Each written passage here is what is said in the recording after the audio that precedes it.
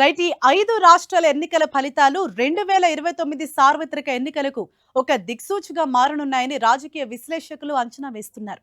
ఈ ఫలితాలు జాతీయ రాజకీయాల్లోని ప్రధాన పార్టీలపై ప్రభావం చూపనున్నాయి. 2029 సార్వత్రిక ఎన్నికలకు ఈ ఎన్నికల ఫలితాలు దిక్సూచిగా మారనున్నాయి. జాతీయ, ప్రాంతీయ పార్టీల బలాబలాల్ని తేల్చే ఎన్నికలుగా వీటిని చూడొచ్చు. అలాగే ఎన్డీఏ, ఇండియా కూటమి మనుగడకు కూడా ఇదో రెఫరెండం లాంటిది. బీజేపీ ఎన్నికలను అటు తూర్పు, ఇటు దక్షిణ భారత విస్తరణ వ్యూహానికి ఒక అవకాశంగా భావించింది. ఇందులో తూర్పున హిందీయేతర, ఎన్డీయేతర రాష్ట్రాల్లో అధికారాన్ని విస్తరించడంలో సక్సెస్ అయింది. అసోంలో హ్యాట్రిక్ విజయంతో నార్త్ ఈస్ట్లో బీజేపీ తిరుగులేని శక్తిగా మారింది. అలాగే బెంగాల్లో గెలుపుతో టీఎంసీకి చావు దెబ్బ కొట్టడంతో పాటు హిందీయేతర రాష్ట్రాల్లో కూడా బీజేపీ జైత్రయాత్ర కొనసాగించగలదన్న సంకేతాన్ని ఇచ్చింది. ఇది మోదీ 3.0 ప్రభుత్వానికి నైతిక బలాన్నిస్తుంది.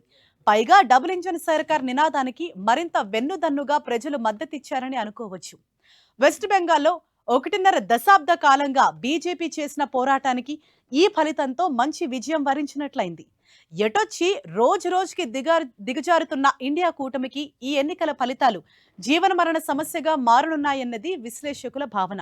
ఎందుకంటే కాంగ్రెస్, అందులోని మిత్రపక్షాలు ప్రతి ఎన్నికల్లో భేదాభిప్రాయాలతో ఒక్కొక్కటిగా విఫలమవుతూ వస్తున్నాయి. బెంగాల్లో దీదీకి ఎదురుదెబ్బ తగలటం పరోక్షంగా ఇండియా కూటమికి శరాఘాతమే. ఇప్పటికే ఢిల్లీ ఎన్నికల్లో ఆప్, కాంగ్రెస్ వేరువేరుగా పోటీ చేయటం ఎన్డీఏకి బాగా కలిసొచ్చింది. ఢిల్లీ ఎన్నికల తర్వాత ఆప్లోనూ ఈ మధ్య చీలికలు ఏర్పడ్డాయి.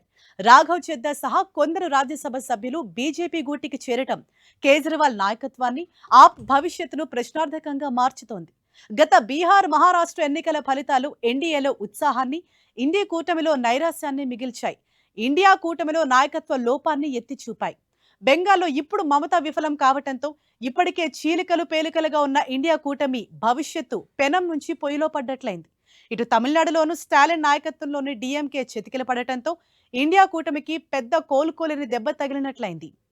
ఇక కేంద్రంలో ఎన్డీఏ సర్కారుకు వ్యతిరేకంగా కేజ్రీవాల్, మమత, స్టాలిన్ లాంటి బలమైన విపక్ష గళాలు ఇండియా కూటమిలో అనైక్యతతో నష్టపోయాయన్నది విశ్లేషకుల అంచనా. కేరళలో కాంగ్రెస్ నేతృత్వంలోని యూడీఎఫ్ గెలుపు జాతీయ స్థాయిలో కాంగ్రెస్కు కొంత ఊరట కలిగించే అంశం.